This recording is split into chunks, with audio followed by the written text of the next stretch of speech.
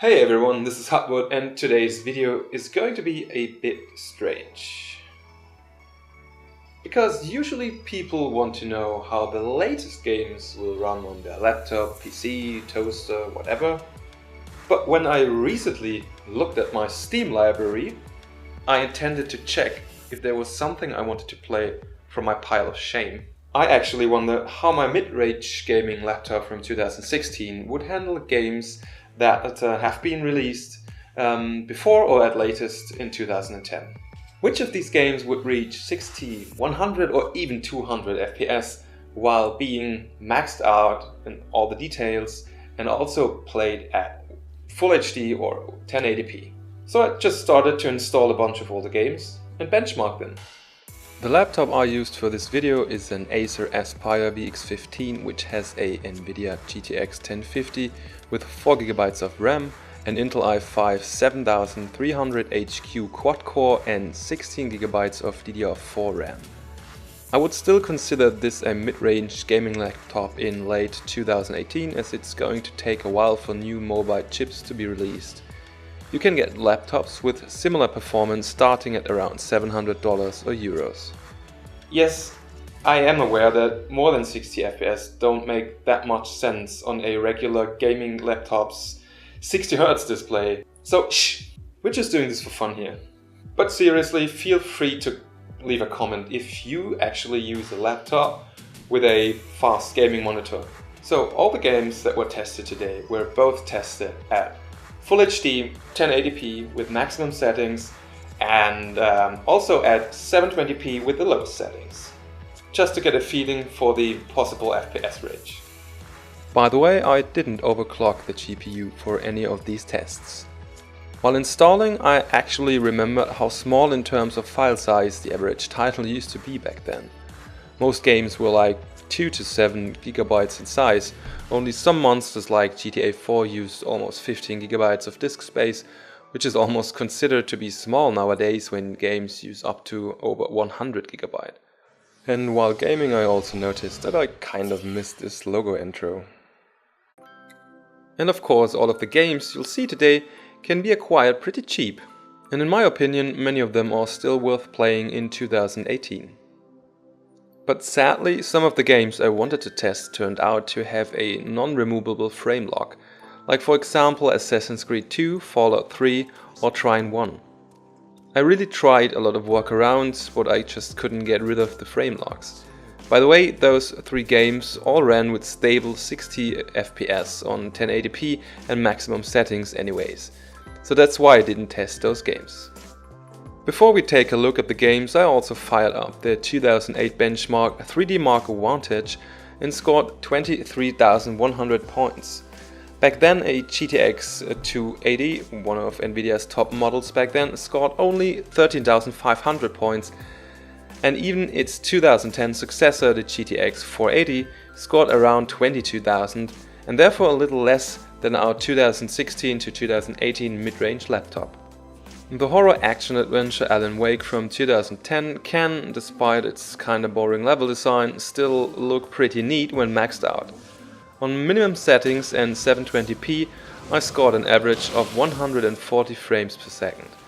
Not enough to fully benefit from a 144Hz monitor, but pretty close enough. On maximum settings 1080p, I scored an average of 61 FPS, perfectly fine for a 60Hz monitor. Batman Arkham Asylum from 2009 ran noticeably faster and scored 217 FPS on average at the lowest settings and 720p, while fully maxed out on Full HD aka 1080p we'd still see screen tearing 84 FPS on average.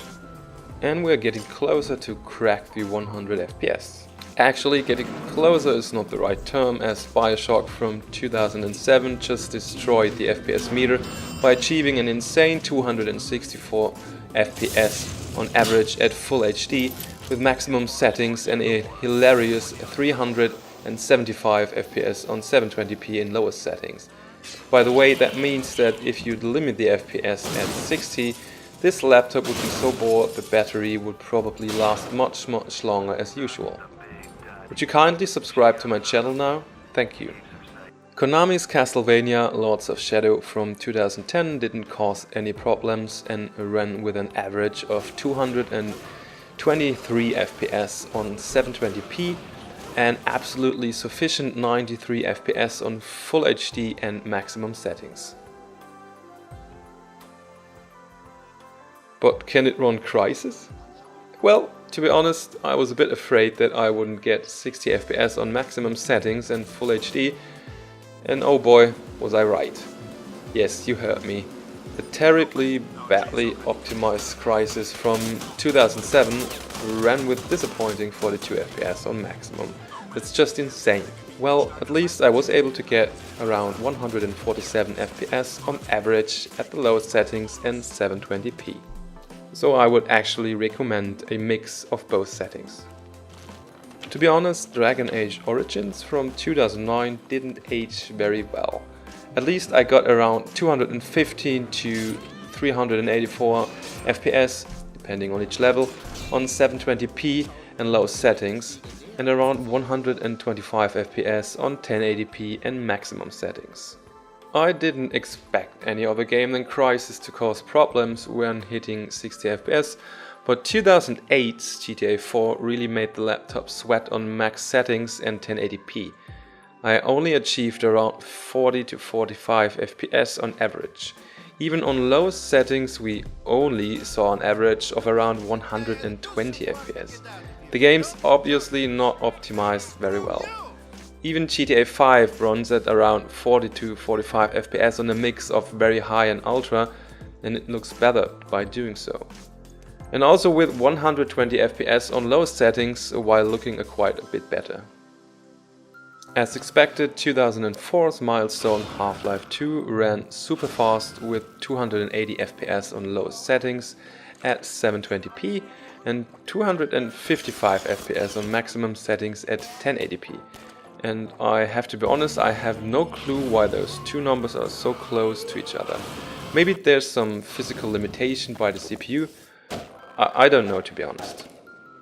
Just Cause 2 from 2010 actually didn't age very well in terms of graphics either, but at least I saw an average of 225 FPS on lowest settings at 720p and around 60 FPS on maximum settings at 1080p.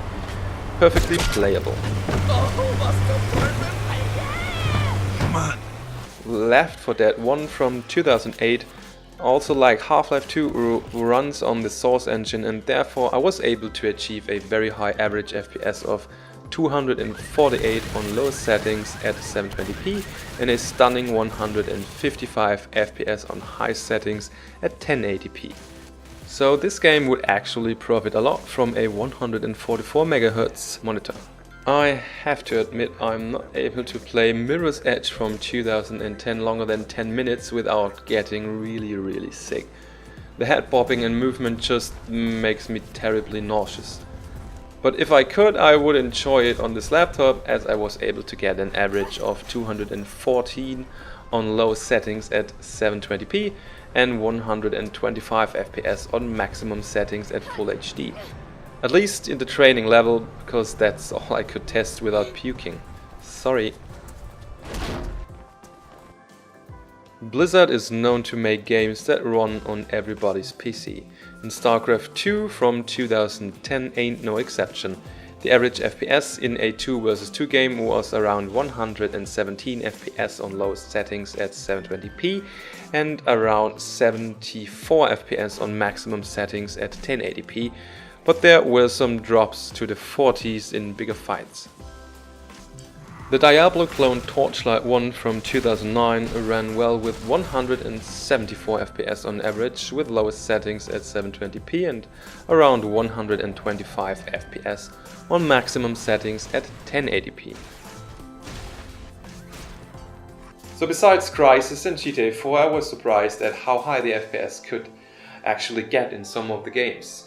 Of course, even some newer titles from 2012 or 2014 can also get around 60 FPS on high settings and Full HD, just depends on the title. Usually indie games are more likely to do so. So if you're usually playing older games, a less powerful laptop could be just enough for you. For example, a laptop with a Geforce 950M has about half the gaming power that the machine I used has, which could be enough for all the games that I've been showing you today. And you can get those very cheap on the used market right now. If you enjoyed this video, as always, I would really appreciate a like or a sub. Thank you. And let me know if there are any older games that you still play on new gaming laptops as well. Thank you for watching, see you next time, bye.